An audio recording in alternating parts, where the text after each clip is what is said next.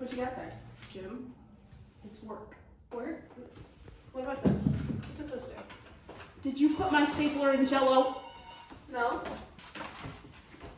The Department of Health and Human Services, this is Dwight. How may I help you? Dwight? Hold on, Michael. Let me put you on speaker.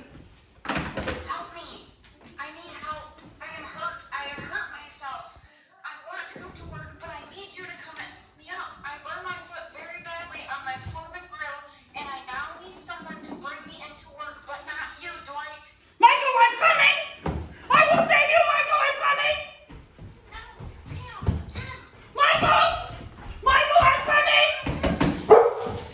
I like waking up to the smell of bacon. Sue me. And since I don't have a butler, I have to do it myself. So before I go to bed, I take 6 strips of bacon and I place them on my George Foreman grill. Then, when I wake up in the morning, I plug it in, I clamp it down, and then I go back to sleep. So when I wake up, it smells like bacon. But this morning, I stepped out of bed and put my foot right in the grill. Why is that so hard to believe?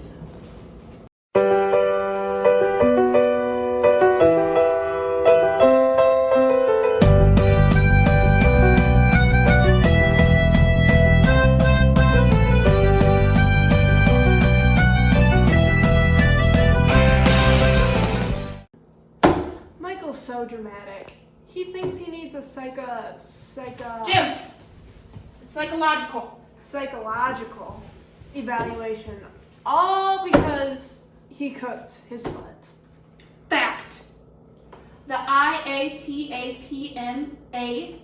What even is that? it's the Improving Access to Alternative Pain Management, Jim. It's now allowing the use of psychological treatment. So if Michael needs this, which he will, he can have it. It also allows for neurostimulation services for treatment as well. I don't have time to go get all of these psychological evaluations done. I have a business to run, but I know something is wrong. Obviously, this was a pretty traumatic event, if I do say so myself. Fact. Through this act, Medicare will also help cover telehealth. 25.3 million Americans suffer from chronic pain. And I can tell you right now, Michael is not one of them. Wait, what'd you say? I can't believe Jim would say that about me. Does he not understand the pain that I am going through right now? I can't believe he'd say that. So with Michael going overboard on this whole chronic pain thing, I decided to do some research. So this whole thing started because in the 90s, healthcare providers were prescribing opioids for pain relief because it was believed that they were not addictive. They are very addictive. The prescription of opioids led to an increase of misuse and overdose. And I found a statistic, between 1990 and 2010 alone, 500,000 people have died from opioid overdose. Well, Jim thinks he knows everything. I do. What he doesn't know is that there is a much safer and equally effective way for doing chronic pain with the non-opioid treatments. The only problem is there's a problem in accessing because of geography, so people like me who live on a beet farm, in the middle of nowhere, can't get it. Number 2, the only people who are educated, which are very slimly educated, by the way, are very few in number. So, thank God Michael lives in the city. I know all the information Dwight said, but just don't tell him. It'll make him upset. But if we pass this bill, we can combat this opioid crisis.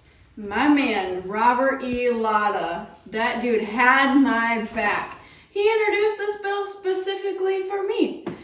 Improving alternative methods to access other things other than opioids for chronic pain. I mean, what more could you ask for? This guy specifically had me in mind. This bill can't even be passed yet because it was referred to the Committee on Energy and Commerce and the Committee on Ways and Means to see how the bill influences each committee. Hey, Michael, what was that date again? What date? You know, your man, the day. Oh yeah, Robert Elada. He introduced it on March 3rd. Stanley, why don't you just pick my side? The obvious side to be on? Whatever, I need to go talk to Jim.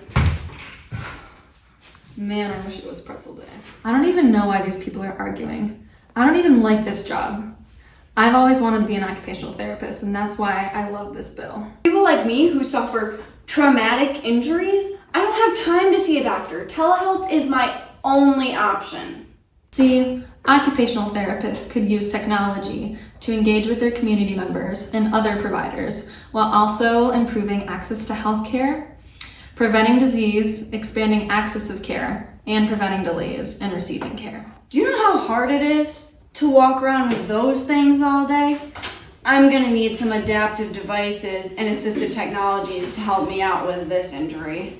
If I were an occupational therapist, I could use telehealth to assist patients with assistive technology and adaptive devices while also modifying their environment. I just feel bad for the occupational therapist that has to work with Michael. I can't believe he said that about me. These people here are so ungrateful. For someone who doesn't have a world's best boss mug, that sure is bold.